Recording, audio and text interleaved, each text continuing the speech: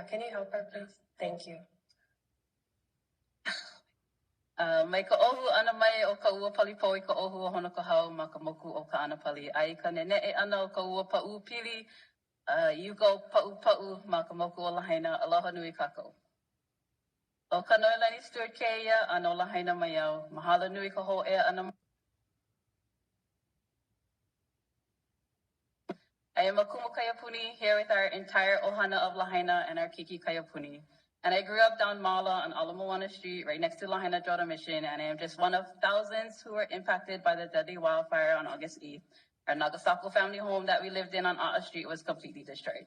As you guys listen to all the mona'o that will be shared today to develop a comprehensive recovery and resiliency plan for Lahaina, I hope that you keep the voices of our people, our kama'aina with generational ties to this place at the forefront of every decision that you make from here on out.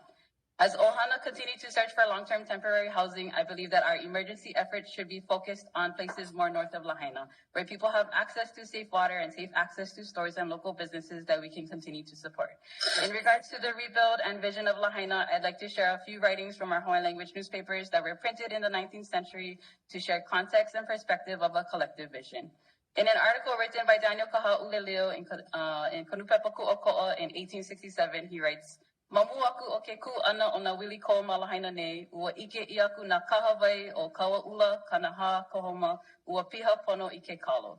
Before there were sugar mills in Lahaina, Kaua'ula, Kanaha, and Kohoma rivers and valleys were extensively filled with kalo. In 1898, Kaha'uleleo writes in another newspaper called Kaleo Rose o Hawaii, as he reminisces about his younger days. A'ole e kolu kaulahau mai kahakai mai, e uluana na lo'i kalo nunui. E hele oe mai ke la pe'a a keia pe'a o Lahaina, aia na lo'i kalo e uluana mamua a mahope o kauhale. He talks about Lahaina being in Aina Momona, an extremely abundant place, and that not even 3 chain links from the ocean, there are numerous kalo patches everywhere from every corner of Lahaina. You could see kalo patches growing in the front and back of all the kauhale. Written in 1880 in Ka'elele Po'okolu, our Aina is described as uluvehivehi, as a lush place where plants thrive, and it lists mea kanu or plants that were a familiar sight in that time in the moku of Lahaina. Ulu, kukui, koa, ko, niu, havane, or lolu, and the puhala. In the article, it continues to talk about the maka'ainana of that time, the people that tended to Aina, proudly residing in Lahaina with humility under the rich canopy of ulu.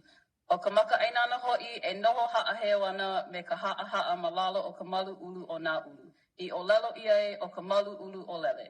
He umi kaukani kanui o nā kānaka o Lahaina o ia maula, e kahe ana a e ho'okena ana I ka make vai o nā lo'i kalo, lehu lehu he kaukani a oe.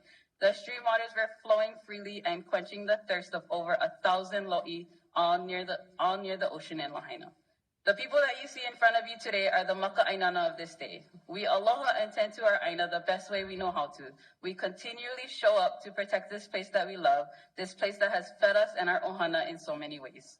These are just a few excerpts of what Lahaina used to be like before our streams and springs were dewatered and before our Aina was taken over by sugar and pineapple plantations. These articles from our Hawaiian language newspapers not only give us a picture of what used to be, but gives us hope of what can be, of what our Lahaina could potentially look like. Instead of building all those businesses along the ocean in Lahaina town, think carefully and critically about those businesses. Who did they serve? Did they serve our people, the people with generational ties to this place? Did our people benefit from them, or were those businesses continuing the legacy of an extractive industry? And if those buildings and businesses did serve our people, move them back up uka. We are all aware of the current status of our climate, and we all see the effects of sea level rise, especially as we drive to the other side, as the ehukai splashes on our cars as we drive by Oluwalu and Ukumehane. Instead of allowing those businesses to occupy our Aina along the ocean, plant the trees in that area that our kupuna talked about over and over again in our Hawaiian language newspapers. Plant the kalo, thousands of kalo patches. Plant ulu, kukui, koa, ko, niu, havane, and the puhala. Grow food and resources that will continue to sustain our cultural practices and contribute to the mauliola of our people. Grow these plants and trees so that this generation that you heard earlier and see in front of you and the ones that will follow no longer have to read about what Lahaina used to look like way back in the day, but they can see it for themselves, they can utilize it, and they can be proud of the choices that we make today. Halo Lahaina, malu'i ka'u. Mahalo nui. Thank you.